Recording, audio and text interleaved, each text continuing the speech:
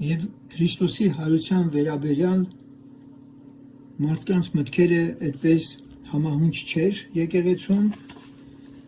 որովհետև անգամ մարդիկ կային, որոնք չէին ընդունում մեռելների հարությունը։ Եվ եթե Քրիստոս էլ ասում է հարություն չի առել, ուրեմն ունայն է մեր հարությունը, նույնիսկ Քրիստոսի հարություն առնելն է կասկածի տակ դրվել։ Էլ ինչին էր պետք այդ հավատքը, որ իրենք իբրև թե ունեին։ Ահա տեսեք ինչ աստիճան մոլորություն կարող է լինել եկեղեցում, որ հարության կյանքը ընդհանրապես անկյունակարն է հավատքի կյանքի, հիմքից կարող է հակառակորդը շերի մի ամբողջ եկեղեցի։ Բայց մեկը կասեն մեռելներն ինչպես հարություն կառնեն, և թե ինչ մարմնով կգան։ Անմիտ, այն որ դու սերմում ես չի կենդանանալ, եթե չմեռնի, և այն որ սերմում ես, ոչ թե այն մարմինն է սերմում, որ պիտի բուսնի, այլ մերկ հատը, թե ցորենի լինի և թե ուրիշ սերմունքների։ Եվ Աստված մարմին է տալիս նրան ինչպես կամենում է, և սերմունքների ամեն մեկին իրանց մարմինը։ Ամեն մարմին միևնույն մարմինը չէ, ուրիշ է մարդկանց մարմինը, ուրիշ է անասունների մարմինը, ուրիշ է ձկների մարմինը, ուրիշ է թռչունների մարմինը։ Կան երկնավոր մարմիններ էլ, երկրավոր մարմիններ էլ, բայց ուրիշ է երկնավորների փառքը և ուրիշ է երկրավորների փառքը։ Ուրիշ է արեգակի փառքը, ուրիշ է լուսնի փառքը և ուրիշ է աստղերի փառքը, որովհետև մի աստղ մյուսից զանազանվում է փառքով։ Այնպես էլ մեռելների հարությունը սերմվում է ապականությունով և հարություն է առնում անապականությունով, սերմվում է անարգությունով և հարություն է առնում զորությունով, սերմվում է շնչավոր մարմին և հարություն է առնում հոգևոր մարմին։ Կա շնչավոր մարմին, կա և հոգևոր մարմին։ Մնացածն արդեն մենք չենք շարունակի, մենակ մի համար էլ ընթերցենք։ Ինչպես հողեղենը, այնպես էլ հողեղենները, ինչպես երկնավորը, այնպես էլ երկնավորները, ինչպես հողեղենի պատկերը հագանք, երկնավորի պատկերն էլ պիտի հագնենք։ Միայն թե սա եմ ասում, եղբայր, որ մարմին և այրուն չեն կարող Աստծո արքայությունը ժառանգել, ոչ էլ ապականությունը ժառանգում է անապականությունը։ Եվ հարության փաստը հափշտակության և այլն չեն կարդա, այստեղ մի փոքր կանգ առնենք, փորձենք հասկանալ ինչի մասին է այստեղ խոսք գնում։ Նախ առաքյալը ներկայացնում ասա, մեռելները ինչպես հարություն կառնեն և թե ինչ մարմնով կգան։ Այս վերջի բառը ինչ մարմնով կգան, սա մեռելները ինչ մարմնով կգան, այս կգան բառը կարծես շատերը վրիպում են, բայց մինչև մեռելի հարություն առնելն ու գալ հասկացությունը պարզելը, ժողովող գիրքը մեզ հստակ է ասում և ամբողջ նոր գտակարանն էլ և հնում էլ մենք հոգին Աստծուն ավանդելու մասին ենք տեսնում։ Հոգին, երբ որ դուրս է գալի մարդուց, ինքը երկրի վրա չի մնում, գնում է դեպի Աստված, ով էլ այդ հոգին արարել է, այդ հոգու տերն է։ Ուրիշ տեղ մենք կարդում ենք, որ թագավորներից ես ինչը ննջեց և խառնվեց իր հայրերի հետ, կամ ննջեց իր հայրերի հետ, իր նախնիների հետ, որը հուշում է, որ նախնիներն էլ ննջած են, ինքը միացավ այդ ննջածներին։ Ուրեմն ոչ թե մարմինն է ննջում, հոգին է ննջած երկնքում, որովհետև դեռ իր վիճակի մեջ չի մտածել։ Հիմա այստեղ հարցը հետևյալն է, որ հարությունը ըստ էության այդ հոգու վերադարձն է, այդ հոգու վերադարձն է, բայց երբ ինքը հանդերձյալ է, այսինքն հանդերձը դա իր մարմինն է, այդ հանդերձը այդ հոգին թողել է երկրի վրա գնացել է, այդ հոգին երկնքում ննջած վիճակում է գտնվում, բայց տակավին դեռևս մենք չենք տեսնում նոր մարմնի մեջ մտած լինելու գաղափարը։ Ինչու՞։ Որովհետև այստեղ սերմի հետ է համեմատվում, որ ապականացուն մարմինը, շնչավոր մարմինը հողի մեջ է դրվում եւ համեմատվում է, որ ինչպես սերմը գցվեց հողի մեջ, գցվել է հիմա այդ մարմինը դրվել է գերեզման։ Բայց վերջ-վերջո պիտի գա ժամանակ, որ այդ մարմինը, որ դրվել է գերեզման, եւ հոգին, որ բուն այն սերմն է հանդիսանում, մեկ օր պետք է, ինչպես երկրի վրա ծիլն է ծլում, ամեն մի խոտ, ամեն մի բույս,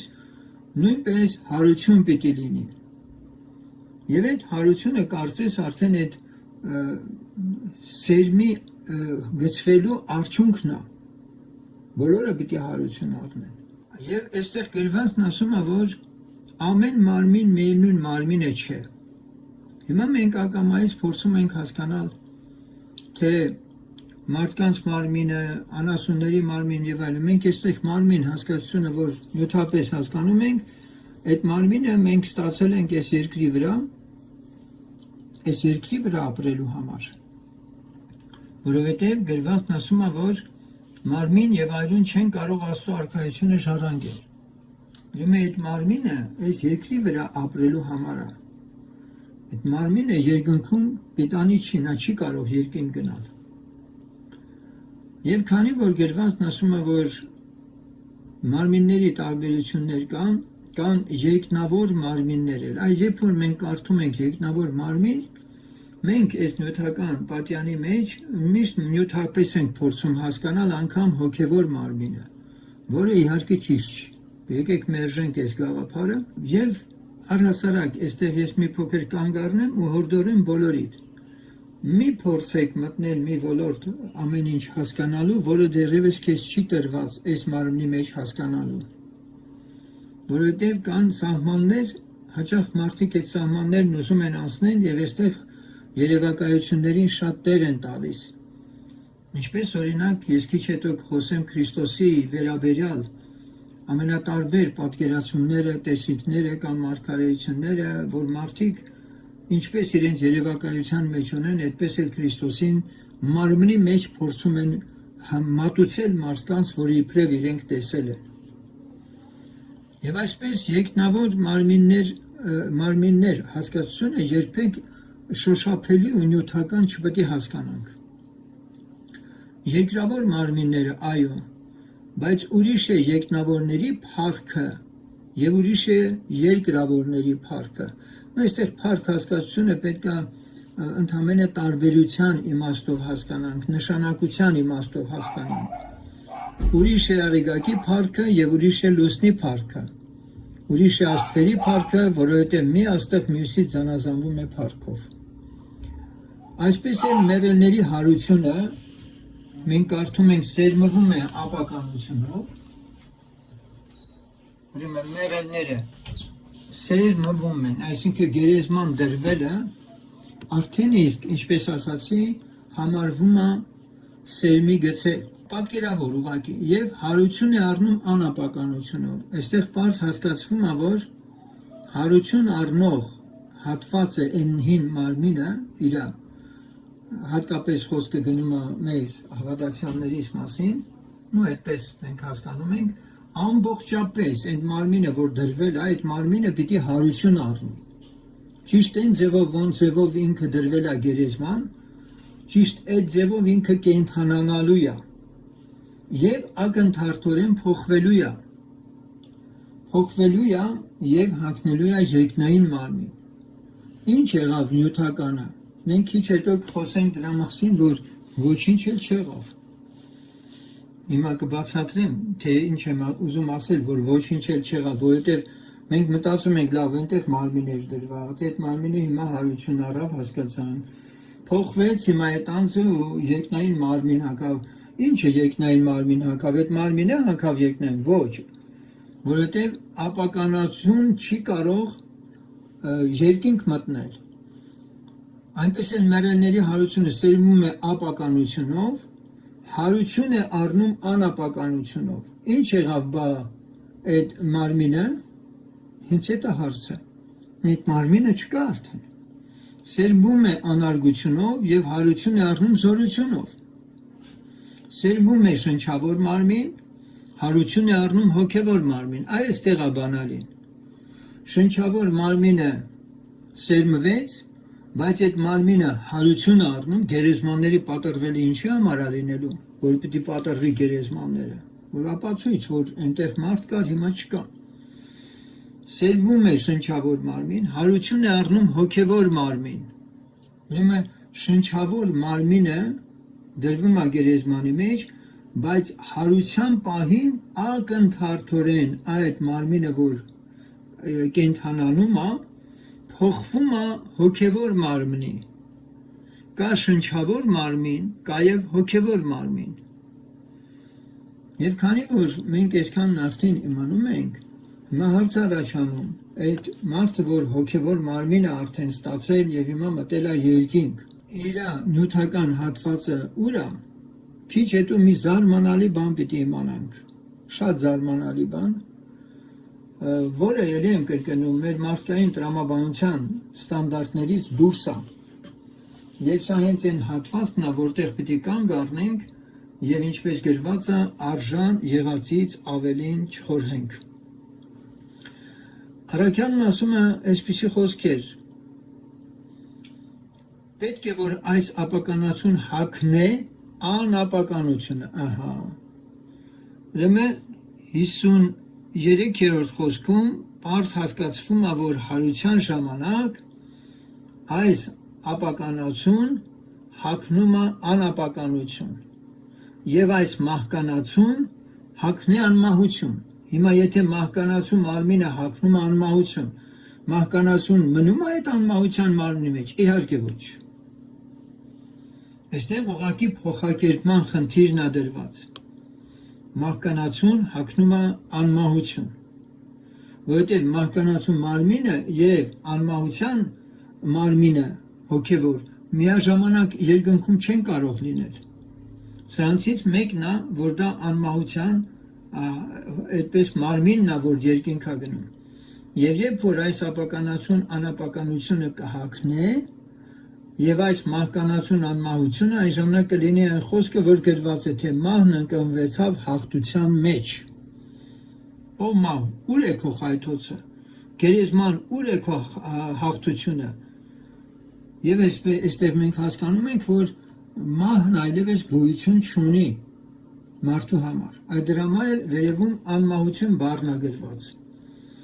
Հետևաբար դա նշանակում է մահկանացուն հագնել անմահություն, սա նշանակում է մահկանացուն, որը ենթակա էր մահի, այլևս դադարում է գոյություն ունենալ եւ այնտեղ շարունակում է անձնավորությունը հոգեվոր մարմնով, որը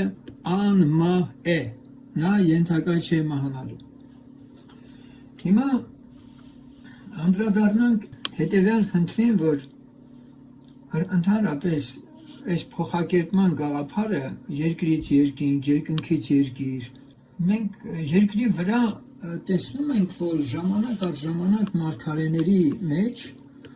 եւ նաեւ նոր կտակարանում Պողոսն է այդ մասին ասում եւ Հովհաննես առաքյալը եղել են պարագաներ, որ մարդիկ մարմնով երկրի վրա են եղել։ Ուշադիր խնդրում եմ լսեք, բայց իրենք ինչ որ նկարագրում են, որ վերևում են եղել, երկնքում են եղել։ Պողոս առաքյալը դա նկարագրում է եւ կոչում մտքի հափշտակություն։ Բայց ասում է մարմնով էր, թե առանց մարմնի չգիտեմ։ Երրորդ երկին գնաց ու բաներ տեսավ, որ այս մարմինը չեն կարող ուղղակի ընկալել դրանք։ Մտքի հափշտակությունը դա բոլորովին էլ չի նշանակում, թե հոգով ինչ որ մեկը գնաց վերև։ Հոգին մարմնից դուրս եկավ եւ գնաց վերև։ Ինչպես այսօր 100,000-ավոր մարդիկ վկայություն են անում կլինիկական մայի սուտանուն այդ գիտության այդպես հորինվածքին, ես դրա մասին ունեմ հաղորդումներ, ովքեր են տեսել կլինիկական մա 4 հատ հաղորդում եմ ունեցել կարծեմ։ Հիմա այնտեղ ես մանրամասը բացատրում եմ, որ ոչ ոք էլ երկինք չի գնացել, Աստծո խոսքը չի կարող հակասել իրան։ Սուրբ Գիրքն ասում է ոչ ոք վերև չելավ, որ Հիսուսին իջեցնի, եւ ոչ ոք էլ ասենք երկնքից չեկավ, բացի որ Հիսուս Քրիստոսն էր։ Այսինքն մենք այլ մոլորակայինների գաղափարը մերժված ենք տեսնում այս համարում, ոչ ոք երկնքից չի եկել, մենակ Հիսուսն է եկել։ Երկրորդ, ոչ ոք էլ չի գնացել երկինք ու հետ եկել։ Սա պարզ ասում է Աստծո խոսքը։ Մենք դրան պիտի հավատանք։ Իսկ մնացածը սատանայի հնարքներն են, որ մարդկանց ուղեղը միացնում է իր դիսպլեյին եւ ինչ ուզում ցույց է տալիս այնտեղ։ Եվ այդ էկրանի վրա ինքը ամենատարբեր լուսո ռեշտակի կերպարանքով ամենատարբեր Հիսուսներ է ներկայացնում։ Ասենք շեյք մազերով Հիսուս, երկար կապուտաչյա Հիսուս, գորշ աչքերով կամ չգիտեմ իրա մուրուքի ձևը կամ մեխերը մի դեպքում դաստակի վրա են, մի դեպքում բասկի մեջ են։ Այսպես տարբեր Հիսուսների ինչքան ուզեք նկարագրել։ Դրախտի ու դժոխքի նկարագրություններ մարդը իբր գնացել է այնտեղ եւ այլն։ Չէ։ Բայց պարզվում է, որ երկու դեպքում էլ համարյա մեխանիզմը նույնն է, բայց աղբյուրները տարբեր են։ Այսինքն ինչպես հակառակորդը կարող է մարդու մտքի վրա ազդելով նրան այսպիսի տեսադաշտերի խապկանք ստեղծի, ավելի օրիգինալ Աստված էլ աշխատում է մարդու մտքի հետ եւ ինքը մարդու մտքի մեջ բերում է այն իրողությունները, որ ինքն ուզում է, որ մարդը իմանա կամ տեսնի։ Բայց այս դեպքում նորից մեխանիզմը տարբեր է, մեկ է երկու դեպքում, բայց ինչն է տարբերությունը, որ մեկը չարի աղբյուրից է, մյուսը տիրոջ աղբյուրից։ Այսինքն ինքն էլ կարա նույն մեխանիզմով չարը բերի, մտածենք։ Որովհետև նաև հոգևոր աշխարհի մեջ ինքը ունի ելի ռեսուրսներ։ Նրա գերազանց ռեսուրսները, որ այս մարմնի մեջ ապրող մարդը չի կարող տիրապետել, օրինակ երազները ինչից են գալիս, դա ո՞նց ալնում, երազն ինչ բան է ընդհանրապես։ Եթե ոչ մարդու մտքի եւ ուղեղի վրա դրսից ներգործություն։ Դե կամ եղբայր ասում են Հազարոսի Աբրահամի օրինակը դրանով են իրանք էլ արդարացնում, Աստծո խոսքի մեջ կա դժոխք դրախտ հասկացողությունը տեսել եք, դրա համար ասում են այդ տեսիլքը կամ կլինիկական մահը արդարացվում, այդ էլ մի քիչ կարող եք հələ բացել։ Էս է դրա մասին էլ կասենք, այո, դրա մասին էլ կասենք։ Հիմա այստեղ հարցը բոլորովին այլ հարթությունում է։ Հարցը այն է, որ երբ որ մենք ուշադրություն ենք դարձնում առհասարակ այս երկրից երկինք փոխհարաբերությանը, մենք նայում ենք Հովհաննես առաքյալին, օրինակի համար ասում է այնտեղ հոգում եղավ ինքը եւ երկինքը բացվեց, իրան ասեցին արի այստեղ, նույնը մարգարեին, տարավ վերև եւ այնտեղ բաներ ցույցվեց, բայց նա մարմնով երկրի վրա է եւ հոգին էլ ասենք այդ մարմնի մեջ։ Ես մի առիթով դա ասել եմ, ելի կասեմ։ Ինչ է կարծում, դրախտը որտեղ է։ Դրախտը այս 25 կիլոմետր թթվածինը մենք պիտի անցնենք մթնոլորտը, հետո գնանք անոտ տարածություն, Յուպիտերը, բանը եւ այլն, այդ ճամփորդությունը պիտի անենք, հետո գնանք ինչ որ մի հատ տեղ, որը արդեն երրորդ երկինքն է սկսում, այնտեղ քաղաքներ, ոսկի փողոցներ եւ այլն, այդպես ենք պատկերացնում դրախտի տեղը։ Որտեղ է դրախտը, ժողովուրդ ջան։ Դրախտը ձեր կողքին է։ Հոգևոր աշխարհը ժամանակ ու տարածություն չունի։ Մենք ենք սահմանափակ, դա չենք կարող տեսնել։ Բայց Աստծո համար, քեզ դրախտի մեջ տանելու համար, քեզ ճամփորդել պետք չի։ Հասկանում եք։ Այսինքն իր համար ակնթարթն անգամ ժամանակ է, որը իր մոտ ժամանակ էլ գոյություն։ Նա եթե քո աչքերը բացես, դու այնպեսի բան կտեսնես քո շուրջը։ Այստեղ երկրի վրա։ Հոգևոր աշխարհը սահմաններ չունի։ Դրա համար երբ որ Աստված քեզ տեղափոխում է, մտքի ապշտակությամբ կլինի, թե դու Սուրբ Հոգու ներգործության տակ կլինես, այդ քո Սուրբ Հոգու ներգործության մեջ դու հաղորդ ես արդեն հոգևոր աշխարհին։ Եվ այստեղ նյութապես տարածաչափական ինչ որ բաների մեջ քեզ պատկերացնելը քեզ ընդհանրապես շփոթեցնելու է։ Ինչ ասեց Տեր Հիսուսը։ Երկնքի արքայությունը դրսևանց մի փնտրեք։ Կասեն այստեղ այնտեղը մի հավատակ, ձեր մեջ հա։ ձեր հետ է, ձեր մեջ է Սուրբ Հոգին հենց ինքը ամբողջովին հոգևոր այն դաշտն է քեզ տալիս, այն հնարավորությունն է, որ դու կարող ես ակնթարթորեն զգալ, հայտնվել այնպիսի իրականության մեջ, որը նույնից եմ կրկնում, որը բոլորովին ոչ ժամանակ է պահանջում քեզանից, ոչ տարածություն։ Ինչ վերաբերում է, ասենք օրինակ ձեր ասացին, մանեք Ղազարոսի եւ ասենք մեծահարուստի պարագան, մեկը Աբրահամի գրկում էր, դուք ինչ եք կարծում, մենք դրախտը Աբրահամի գիրք ենք հասկանում։ Իհարկե ոչ։ Մենք դրախտը շատ պարզ հայտնության գրքից կարդում ենք, թե ինչ է իրենից ներկայացնում, բայց քանի որ Տեր Հիսուսը նաև իր երեկոյա այդ երկրի վրայից բացակայության ժամանակ հոգով գնաց նաև դժոխքում լինողներին էլ ինքը խոսեց, նաև նրանց, ովքեր որ սպասում էին Նոյի ժամանակներից, դժոխքի այդ բանալիները վերցվել է։ Եվ մենք 5 կտակարանյան ննջացյալների հետ համարժեք կարգավիճակում չենք նոր կտակարանյան ննջեցյալները։ Եբրայեցիս թուղթը պարզ տարբերությունը դնում է, ասում է, որ մեր կարգավիճակը լրիվ տարբեր է նրանց կարգավիճակից։ Օրինակ ինչի այնտեղ եթե գրված է նա ննջեց իր հայրերի հետ, այն մեկը իր ամեն ազգերը կամ թագավորները ամեն մեկը իրենց տեղում էին Եսայի 14-16-ում, որ այնտեղ ասում է թագավորները դժոխքը դրախ այդպես զարգուրեց, երբ որ դիմավորում էր ինչ որ մի արքայի, որը բոլորին սարսափեցնում էր, ասեցին դու էլ ես այստեղ թագավորներին, ուրվականներին իր այդպես քրքրեց եւ այլն։ Մենք նոր կտակայան իրականության մեջ չենք ընդունում այդ փաստը, որ հավատքի մարդը երբ որ ննջում է, ինքը հայտնվում է մի տեղում, որը Աբրահամի գիրկը համարվում։ Աբրահամը մեր նման մեկն է, որը այսօր պահվում է երկնքում։ Հասկանում եք։ Ուստի ես համոզված եմ, որ Քրիստոսի հարությամբ 5 կտակարանի բոլոր ննջեցյալների, հատկապես արդարների հստակ այդ բաժանումը տեղի է ունեցել։ Եվ երբ որ Տերը սրա մասին խոսում էր մի բան, որը մատչելի էր թերևս փարիսեցիներին, որոնք ընդունում էին թե դժոխքը, թե դրախտը։ Եվ դա Հիսուսի ասած այդ օրինակը մատչելի էր փարիսեցիներին։ Սա շատ լավ իրանք ընկալում էին։ Սա նույնն է, ինչ որ Հիսուսը 10-րդը չէր մերժում, քանի որ դեռ չէր խաչված եւ ասում էր, սա պետք է անել նաեւ չմերժել, որովհետեւ չէր եկել օրենք քանդելու։ Նույնպես իրերի դրությունը Հիսուսը առաջ անցնելով չէր կարող նկարագրել։ Այլ այն ժամանակի հարիր ձևով էր մատուցում, ինչը որ կար։ Հետևաբար այդ օրինակը, որ մեծահարուստը ինքը դժոխքում կրակների մեջ էր եւ այլն, իսկ Ղազարոսը Աբրահամի գրքում սա մի պարզ հուշում է այն մասին, որ կային 5 կտականի արդարների հանգստավայր, մասնավորապես նույնիսկ ինչու՞ չէ պետք է համարենք նաև հрьяաների համար, որը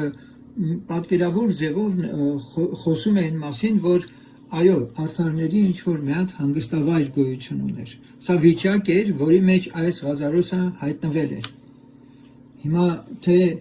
Քրիստոսի գալստյան ժամանակ կամ վերջին հարության ժամանակ, որ վերջնական դատ պիտի լինի ամբողջ աշխարհի մարդկության համար, այդ աղքատ Ղազարոսը Աբրահամի գրքում, որ հայտնվել էր, ինչ կարգավիճակ կունենա, մենք դա չենք կարող այսօր ասել, որովհետև դա միայն Տիրոջն է հայտնի։ Եվ հիմա անդրադառնալով մեր ասած այդ տիեզերական ճամփորդների տեղեկություններին, մենք նոր կտակարանյան վարդապետության մեջ, բացի այդ օրինակից, որ Տեր Հիսուսը խոսում էր մեծահարուստի եւ աղքատ Ղազարոսի մասին, այդտեղ այստեղ մի ուրիշ վտանգ կա, ես ասեմ, որովհետև այն տպավորությունն է, որ բոլորը պիտի աղքատ լինեն, որ մտնեն երկինք, որ հարստությունը մեղ կա եւ այլն։ Սա կոպիտ համեմատություն է իհարկե։ Նոր կտակարանյան եւ հատկապես Գործք առաքելոցի թղթերի մեջ Պողոս առաքյալի մեկնաբանությունների մեջ մենք այս բանը չենք տեսնում։ Ասենք Աբրահամի գրքի գաղափարը, բայց դժոխքի մեջ գտնվելու այդ իրավիճակը համարժեք ձևով հստակ կերպով այդ մասին գրված է, որ դժոխքը պատրաստված է սատանայի եւ նրա հրեշտակների համար։ Ոստի սա ամփոփող է եւ 5 կտականի համար եւ նոր կտականի համար։ Եվ քանի որ այստեղ մենք տեսնում ենք փառքերի տարբերությունը անգամ դրված, արեգակի փառքը, լուսնի փառքը, աստղերի փառքը, վերջապես ասենք, սա ասենք իրանց երևույթով, իրանց գործառույթներով, հատկություններով, նշանակությամբ։ Նույնպես մենք գիտենք, որ փրկվածների դաս գոյություն ունի երկնքում։ Իհարկե, այս վարդապետությունը շատերը չեն ընդունում։ Բայց մենք այդպես ենք սովորել, այդպես ենք մենք նաև սովորեցնում, որ կան հավատացյալներ եւ կան սուրբեր իհարկե, որ կան հարս եկեղեցի եւ կան նաեւ հրավիրվածներ հարսանիքի։ Ինչևէ, շարունակենք այս թեման հետեւյալ կերպ արդյոք ասենք երկնքից այնուամենայնիվ ինչ որ մարդիկ կարող են գալ երկիր, որովհետեւ այս թեման բացվել է նրա այն պատճառով, որ այսինքն Մելքիսեդեկի գրքի ընթերցանությամբ առաջացել է այդ միտքը, թե Ենովքը այդ դեպքում, որ պիտի գա երկիր ապրի, ինչ մարմնով պիտի գա։ Իր մարմնով, հենց իր մարմնով, ինչպեսին որ ինքը եղել է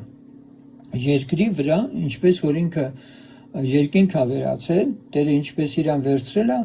այդ նույն մարմնով պիտի գա, նույնը Եղիան։ Հայտնության գրքում գրված է իրենք քուրձով էին պատտում, այսինքն դա նշանակում է իրենց հանդերձն արտաքին հանդերձն անգամ չի փոխված։ Ինչպես որ այն ժամանակներում հարիր այդ կարգավիճակում են իրենք եղել։ Որպեսզի ճիշտ հասկանանք, թե լավ իրանք այդ մարմնով գալիս են, բա ոնց են նորից այդ մարմինը հագնում, դա իմ քո գործը չի, լավ են անում հագնում են, Աստված թույլ է տալի հագնում են։ Ինչի Հիսուսը որ հարություն առավ փակ դռներից ներս չմտավ, ասից ոգի չէ, եկեք շոշափեք, ոսկ օրել, միսել, արյունել ուներ ինքը։ Հետնել հաց կերավ, չէ ծովափին։ Կերավ հետնել։ Առաքյալներն ասում են տեսանք, շոշափեցին, կերանք իր հետ։ Հաց կերան։ Հիմա Աստծո մոտ անհնարին ինչ կա։ Ինքը երկիր իջնելիս Հիսուսը մարմինը իր ինչ որ կար, այդ նույն մարմնով է ինքը գալիս։ Եվ նույն ձևով հրեշտակները, երբ որ ժողովուրդը որ նայում էին երկինք Հիսուսին վերանայից, ասեցին ինչ եք նայում, ոնց գնաց այդպես էլ գալու է։ Բայց Հովհաննեսը Հիսուսին երկնքում ուրիշ կերպ է տեսնում, բնական է որ պիտի տեսներ իր հոգևոր փառքի մեջ, զարուրած ընկել էր իր ոտքերը։ Բայց սրանում է ավետարանի գեղեցկությունը, սրանում է հրաշքը, որ մեզի էլ խոստացված է, որ մահ գոյություն չունի քո համար, ով անձնավորություն։ Հիմա Տերը գալիս է աշխարհ եւ ինքը նույն Հիսուսն է։ Նստեց, հաց կերավ, հարությունից հետո շփվեց քրտը։ Այդ կներեք, որ Մագդալինացին տեսնում է Հիսուսին, ասում մի կպիր դեռ չեմ գնացել։ Մի քիչ այդ մասն էլ կասեք, այս մարմնով դեռ չեմ գնացել երկինք։ Դե հիմա դա այն պահն էր, որ Հիսուսը որ ասում է, որ չի գնացել, ուրեմն անհրաժեշտություն կար, որ թույլ չտար, որ իրեն դիպչեին, որովհետև Հիսուսը պիտի մտներ հոր մոտ, իր փառքի մեջ պիտի մտներ եւ նոր դրանից հետո արդեն մենք տեսնում ենք հետագա արդեն այն իրավունքը, որ ինքը ձեռք էր բերել 40 օր էլ նորից Երևալու աշակերտներին։ Այդ արանքում այդ ժամանակահատվածում թե ինչի ասում ինձ մի դիպչիր, որովհետև ես իմ հոր մոտ դեռ չեմ գնացել, ես ընդհանրապես սա եմ հասկանում, որ ոչ թե որ ինքը մարմնով դեռևս հարություն առնելուց հետո, ինչպես ասում են, ավարտական տեսքի չէր եկել, չէ, Քավլիցի մենք այդքան միամիտ չպետք է պատկերացնենք։ Պարզապես Մարիամի իրան դիպչելը կամ իր ոտքերը գրկերը կամ չգիտեմ ինչ է, ժամանակի կորուստ կարող էր լինել։ Բայց քանի որ Տեր Հիսուսը իր ժամանակի մեջ ամբողջապես եւ սա մի տեսակ Տիրոջ կողմից Մարիամի նկատմամբ մարդկային իր բաղադրիչի այսպես շրջանակներում մնալու իմաստուն խորհուրդն է, ես կարող եմ այսպես անվանել, թե չէ եթե ակնթարթորեն վերանար եւ այլն ինքը Մարիամը կմտածեր, որ մի հատ աչքին բան երևաց, տեսիլքեր ու ցնորքեր ու ոչ մի բան, որովհետեւ առանց էլ գնացին պատմեցին, ասեցին ցնորք եք տեսել, աչքի երևույթի բան եք տեսել։ Բայց որովհետև Հիսուսը խոսեց իր հետ այդ մասին, փաստացի ապացուցվեց, որ ինքը մարմնով իսկապես ներկա է հենց հիմա այդ կնոջ առջև է։ Եվ ուղղակի այդ ժամանակամիջոցի խնդիրն այնքը դնում, որ մի դիպչիր ինձ, որովհետև ես իմ հոր մոտ չեմ գնացել դեր։ Սա ավելի գեղեցիկ ու ավելի ճիշտ եմ ընթերցում հիմա այս լուրը այդ կնոջ միջոցով, որ ինքը հաղորդել է, կամ Սուրբ Հոգին, որ շարադրել է տվել, ասենք ինչպես կարդում ենք։ Սա շատ ավելի գեղեցիկ է ներկայացնում այդ պահը, քան որ ասենք ինչ որ մի հատ տեսիլքի ձևով հանկարծ չքանար այդ սիլուետը եւ այս անձնավորությունը Մարիամը մտածել հա կարող է աչքիս երևաց դա։ Ու դրանից հետո բայց նաեւ ինքը այնտեղ մենք հրեշտակի կողմից էլ հրահանգներ ենք լսում, որ ասես Ձեզանից շուտ Գալիլեա պիտի գնա։ Հետևաբար սա խոսում է այն մասին, որ Տեր Հիսուսը արդեն մի նոր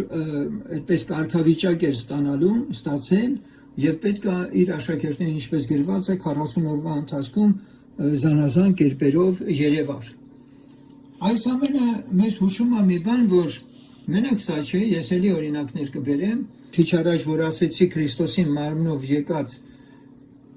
ամենատարբեր ասենք տեսինքներով, որ մարդիկ կամ էլ իրենց հանդիպումների մասին վկայում են, երկրորդ Կորինթացից 5:16 Պողոս առաքյալը վերջակետ է դնում այս այլ մոլորակայինների կամ տեզիրական ճամփորդների զառանցանքներին։ Ասում է Քրիստոսին մարմնով եկած գիտեինք, այսպիսի մեկին այլևս չենք տեսնում, չենք պատկերացնում այդպիսի մեկին։ Ուրեմն կարդանք այդ տեղը երկրորդ Կորինթացից 5:16, որ բոլոր նրանք, ովքեր որ իրենց տեսիլքներ երազներում եւ այլն կփորձեն նկարագրելի ձևով Հիսուս Քրիստոսի մարմնի վերաբերյալ խոսեն, թող զգուշ լինեն այս համարները ընթերցեն, որովհետև այստեղ մենք պարզ տեսնում ենք, որ անհնար է Աստծո խոսքը Սուրբ Հոգին, որ շարադրել է, չի կարող հակասել ինքն իրեն։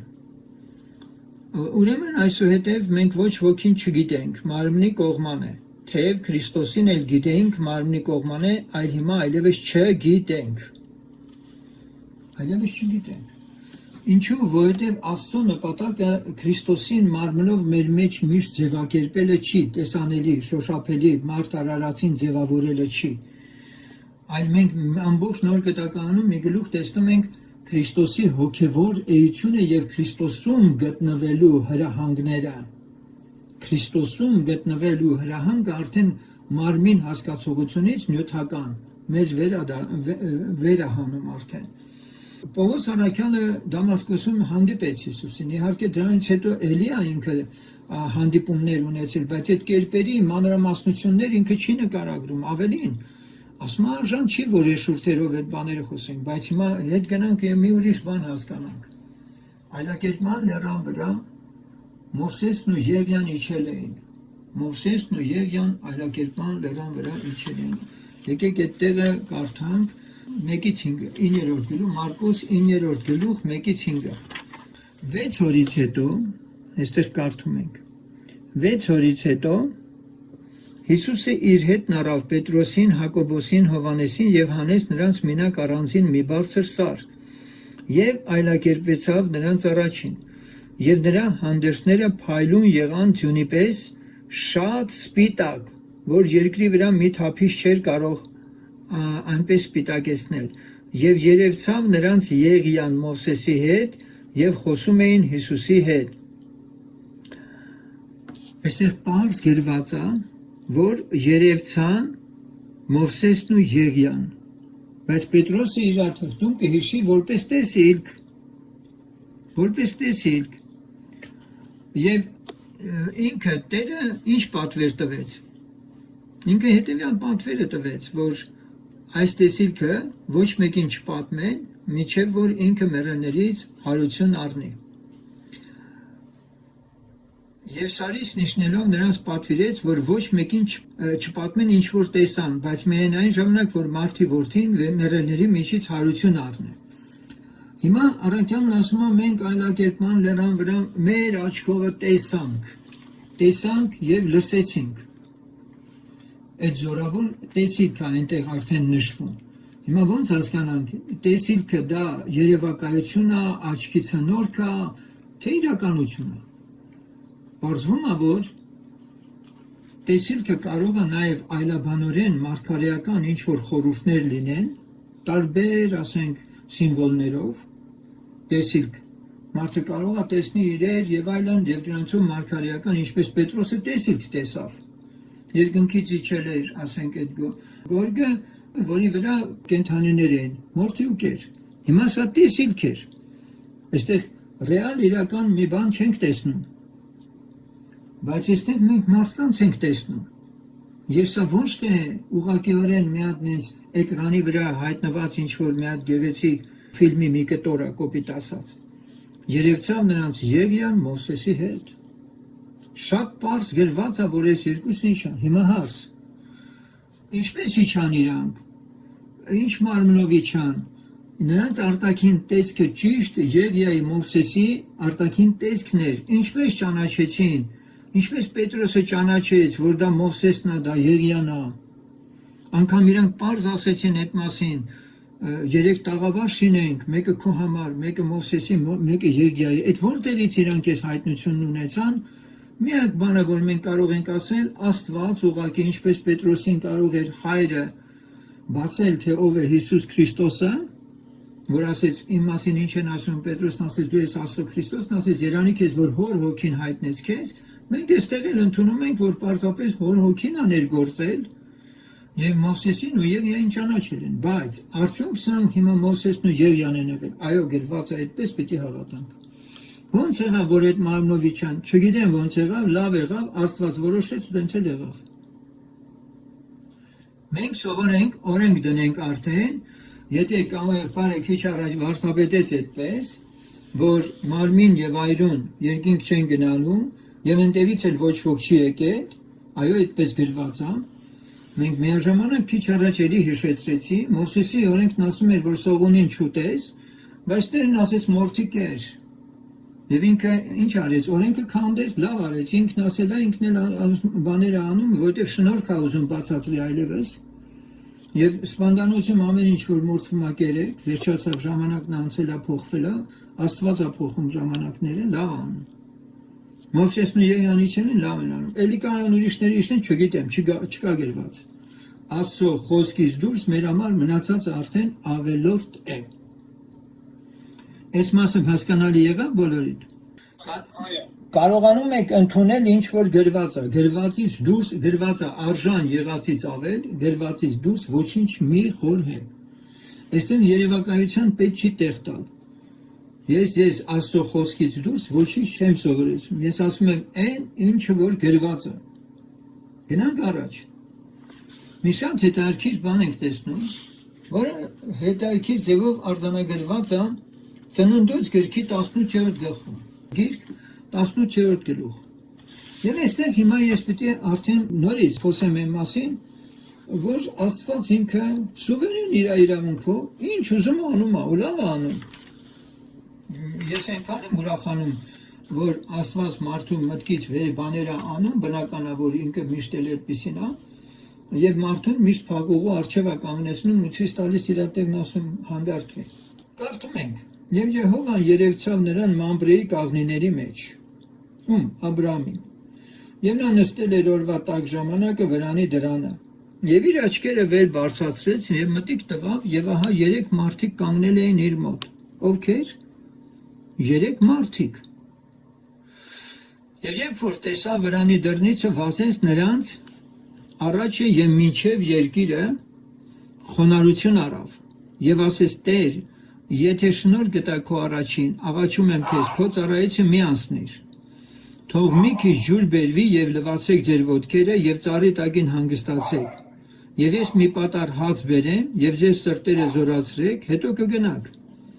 որովհետեւ սրա համար ձեր ծառայի մոտ եկաք։ Եվ նրան ասեցին. այնպես արա, ինչպես ասեցիր։ Հիմա շատ հետաքրքիր է այս դրվագը, որ գրված ասում է 3 մարդիկ կանգնել էին իր մոտ։ Այս 3 մարդիկ է գրված։ Ոչինչով չէին տարբերում եւ ըստ էության, երբ որ մենք կարդում ենք, հասկանում ենք, որ նրանցից 2-ը հրեշտակներ էին, որովհետեւ 19-րդ գլխում մենք կարդում ենք արդեն 2 հրեշտակները, եւ այն 2 հրեշտակները, այդպես աշարադրած է գնում, այն 3-ից 2-ը հրեշտակներ էին, մեկը Տերն էր, նրանցից մեկ։ Եվ Աբրամը ճանաչում է ով է Տերը եւ իրան դիմում է հենց եզակի թվով, չի ասում Տերեր։ Եվ ասես Տեր, եթե շնորհ գտա։ Նայեք երեքի միջից Տիրոջը հետո էլ սկսում է հետը խոսել, չէ՞ արդեն Սոդոմի վերաբերյալ թվերով։ Եվ հիմա այս հատվածում մենք տեսնում ենք, որ Աբրահամը ասում է, որ սրա համար եք եկել իմ մոտ։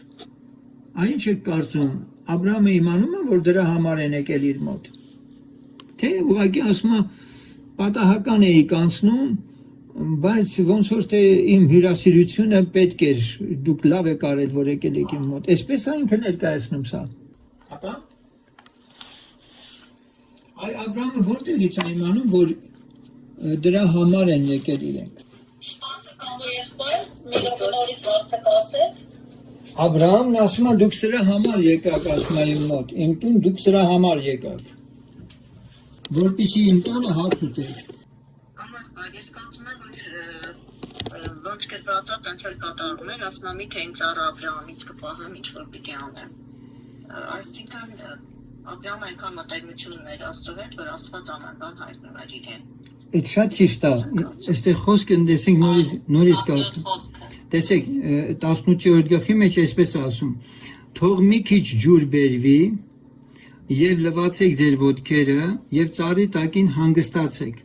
Եվ ես մի պատար հաց բերեմ եւ ձեր սրտերը զորացրեք, հետո կգնաք, որովհետեւ սրա համար ձեր ծառայի մոտ եկաք։ Այս այցի մասին Աբրահամը տեղյակ էր։ Պատահական չի։ Խոսքում ասում եմ, եթե Աբրահամից ծածկող ինչ որ անելու է, այդ միտքն է։ Չէ, այդ հա, ինքը տեղյակ էր, մամբրի այս կաղնի տակ ինքը նստել սպասում է։ Հասկանում եք։ Ինչու՞, որովհետև Աբմելեքի հետ խոսելու ժամանակ, երբ Տերը իրան ասում է, որ Սարային վերադարձրու, որ ինքն էլ աղոտ կանի, որ դուք զավակներ ունենաք, որովհետև նա մարգարե է։ Աբրահամը մարգարե է, Աստծո խոսքում պարզագրված։ Եվ հիմա հաջորդը, եւ նրան ասեցին, այնպես արա, ինչպես ասեցիր։ Եվ Աբրահամը շտապեց գնաց վրանը եւ այլն, մենք այստեղ ուզում եմ սրանք մանրամասը կարդամ, որովհետեւ սա շատ կարեւոր է։ Շուտով արա 3 գրիվ շարմաղալու, շաղախիր գաթա շինիր, եւ արջարների մոտ վազեց Աբրահամը եւ մի մատղաշ եւ լավ ворթ առավ ու պատանուն տվավ, նա էլ շտապեց նրան պատրաստելու կոգիու եւ կաթ եւ իր պատրաստած ворթն առավ եւ նրանց առաջին դրավ։ Եվ ինքը ծառի տակին նրանց մոտ կանգնեց եւ նրանք կերան։ Հարց. հրեշտակները մարդ են դարել, երկրի վրա են, մենք հրեշտակների մասին, այդ ուսմունքի մասին շատ եմ խոսել, գիտեք, եւ նրանցից մեկը Տերն է, ոտքեր են լվանում, սովորական մարդու նման ջուրաբերվում, վերջապես ասենք հանգստանալու կարիք ունեն, մի պատար հաց են ուտում, ոնց հասկանանք սա։ Լավ էլ ասենք կերան, խմեցին ու գնացին, ավելին, այս երկու հրեշտակները, որ գնացին Ղովտի տուն, տեսեք Ղովտն ինչ ասում, աղե իմ տերերես, եկեք ձեր ծառայի տունը, եւ գիշերը կացեք, ձեր ոտքերը լվացեք եւ առավոտած կանուխ վեր կկենաք եւ ձեր ճանապարհը կգնաք։ Այսինքն Ղովտը տարօրինակ բան չի տեսնում, թևեր չի տեսնում հրեշտակների, ոչ մի բան, սովորական մարդիկ են։ Եվ այսպես մի կարևոր եզրահանգում։ Եբրայեցից 1:7-ը հրաշալիորեն բացահայտում է Աստծո երկրի վրա մարդուն այցելելու կերպերի վերաբերյալ։ Եվ այստեղ մենք գաղտնիքն ենք տեսնում մեր սքանչելի Աստված ինչի է ընդունակ։ Մարդը այնքան խղճուկ է, որ ընդամենը երկրի վրա մահով ամեն ինչ կորած է համարում։ Այսինքն հոգին երբ որ մարմնից դուրս է գալի, մարդու համար դա արդեն ողբերգություն է։ Ողբերգություն, գիտեք, այն իմաստով եմ ասում ողբերգություն, որ Աստծո մոտ չկա մահվան գաղափար։ Այո, չկա այդպիսի գաղափար Աստծո մոտ։ Շարունակական է ամեն ինչ։ Կյանքը շարունակական է։ Եբրայեցից 1:7-ում կարդում ենք. բայց հրեշտակների համար ասում են նա, որ իր հրեշտակներին հոգիներ արավ եւ իր պաշտոնյաները կրակի բոց։ Մովսեսի հետ կրակի բոցի մեջից, Մորմենու միջից էր խոսում Տերը։ Մանուելին կրակի բոցով հայտնվեց ինքը, երբ որ արգանակը թափել տվեց եւ զոհը գավազանը դիպավ այդ ժայռին եւ այդտեղից բոցով ինքը վերև գնաց։ Բայց այս դեպքում էլ Մանուելի հետ հանդիպելու դեպքում էլ եւ Աբրահամի հետ հանդիպելու դեպքում էլ որպես մարդ հանդիպում։ Հարց. ոնց է սա հնարավոր։ Գեղեցիկ ձևով շարադրված է, հենց այդպես էլ հնարավոր է։ Հարությունից հետո Հիսուսը կերավ իրանց հետ, հայո կերավ։ Բայց հետո ոնց ինքը ոնց եկավ, հենց է գնաց։ Հիմա երկնքում մարմին ունի, այս երկրի վրա ոչ, դրա կարիքը չունի, ոչ հորթի, ոչ կաթի, ոչ գոգի, մեղր, ոչ ձկան, ոչ բանի կարիքը չունի։ Բայց երբ գալիս է նյութական աշխարհ, դա ակնթարթորեն կարա լինի ու շատ հրաշալի է, որ Աստված այսպիսի բաներ է անում։ Հիմա պատկերավոր ասեմ, այս պահին մենք խոսում ենք ձեր կողքին, որ հայտնվի Տերը, եւ ասի ես գիշեր ուզում եմ քո մոտ մնամ։ Հնարավոր է դա։ Աստված ամեն ինչ կարող է անել, կամ հրեշտակը մարդու մարմնով ասենք օրինակ մարդ, որպես այդպեսին էլի ինչպես գրված է, ոմանք հրեշտակներ ընդունեցին ու չիմացան, ասում է հյուրասիրության հետևեք։ Կներեք իսկ երեք հրեշտակներին, որ եկան Աբրահամի մոտ, մենք կարանք ընդունենք որպես սուրբ երրորդություն։ Չէ։ Այդտեղ պարզ գրված է, որ նրանցից մեկը Տերն էր, եւ դա Հիսուսն է։ Նրանցից մեկը Տերն էր։ Այն երկուսը հրեշտակներ է գրված, որովհետեւ իսկ Աբրահամի սիրով ընդունելը հրեշտակներին դա կարանք համեմատենք, այսինքն ոնց որ համարվում է Աստծուն ընդունել։ Իհարկե, նախ դա Աբրահամը 3-ին էլ ընդունեց, Տիրոջն էլ ընդունեց։ 3-ին։ Եվ նրանցից երկուսը արդեն գիտեր, որ մեկը Տերն է, որովհետև ինքը եզակի թվով ասեց Տեր, սրա համար եկակ, ջուր բերվի ձեր ոտքերի եւ այլն, իսկ 19-րդ գլխում այդ Տերը չկա։ Տերը խոսում է Աբրահամի հետ, Աբրահամը 50, 40, 30, 20 մինչև 10 հիշնում է, որ եթե արդար լինեն չի ջնջի իբրև Աստված, ու դրանից հետո Տերը արդեն այդ դրվագում չկա եւ մենք մենակ արդեն գիտենք երկու հրեշտակների պատմությունը, որ գնում են Ղովտի տուն։ Հիմա ես ինչ եմ ուզում ասել, իր հրեշտակները հոգիներ արավ։ Այսինքն սա մի հատ գողտրիկ բացահայտում է եւ նաեւ այն, որ Պողոսն ասում է հյուրասիրության հետևեք, որովհետեւ շատերը հրեշտակներ ընդունեցին ու չիմացան։ Ավելին ասեմ ձեզ, լուսո հրեշտակի կերպարանքով ասում է Սատանան նաև կարող է ինչ անել ավետարան, չէ՞, քարոզել ու Երևալ։ Ես մի անգամ խոսել եմ այդ մասին, կարող է Սատանան նյութականանալ, թե չպարծվում է, այո։ Պարծվում է, այո, պատկերացնում եք, ասում է եթե մի հրեշտակ է իջնի ու ավետարան, ուրիշ ավետարան քարոզի, այդ հրեշտակը կարա իջնի, գիտեք, ոչ միայն կարա ինչ-որ մի մոլորեցնող քարոզ չականջին շշնջա ինչ-որ մոլորեցնող քարոզներ, ու բազմությունները հիանան դրանով, այլ նաև հենց ինքը կարող է լինել որպես չարի հրեշտակ եւ մարդկությանը մոլորեցնի։ Մենք հիմա այնպեսի եզրագիծին ենք մոտեցել այս ժամանակներում, որ արդեն մեր շրջապատում կդժվարանանք իմանալ, թե իսկապես մարդը որն է երկնքից իջած, ասենք, դիվական ուժերը լուսո հրեշտակի կերպարանքով, եթե Սուրբ Հոգին մեզ առաջնորդի, մենք այս դարի մեջ սովորական մահկանացուների պես կորած ենք, եթե Սուրբ Հոգին մեզ առաջնորդի։ 104-րդ Սաղմոսի 4-րդ խոսքը այդպես էլի կրկնում է. իր հրեշտակները քամիներ է շինում, իր պաշտոնյաները այրող կրակ։ Նույն ձևով ինչ որ լսեցին քիչ առաջ, այրող կրակ։ Գևոք եղբայր Եվելինա լսում եք քո հետ թե չէ։ Դու ինձ այսօր ինչ ասեցիր, որ ինքը պատմեց, որ ձեր կողքով ինչ որ մի բան անցավ, չէ՞, համու նման։ Հիշում ես այդ դրվագը։